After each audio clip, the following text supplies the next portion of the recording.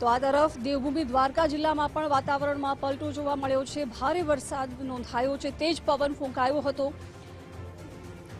વાતાવરણમાં પલટો આવ્યો હતો। જામખંભાળિયા તાલુકામાં પણ વરસાદી માહોલ જોવા મળ્યો છે। ધરમપુર, કંચનપુર, સલાયા સહિતના વિસ્તારોમાં પણ વરસાદી ઝાપટા પડ્યા છે।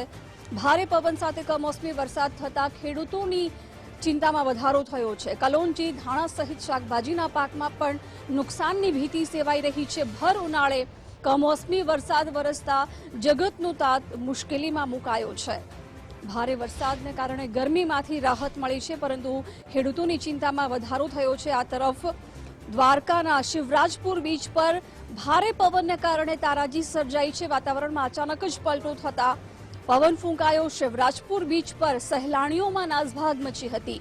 શિવરાજપુર બીચ પર ભારે પવન ફૂંકાતા રાઇડો પણ ઉડી હતી। સહેલાણીઓમાં નાસભાગનો વિડીયો પણ સામે આવ્યો છે।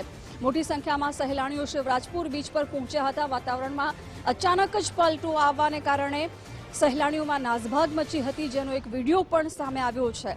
વાતાવરણમાં અચાનક જ બપોર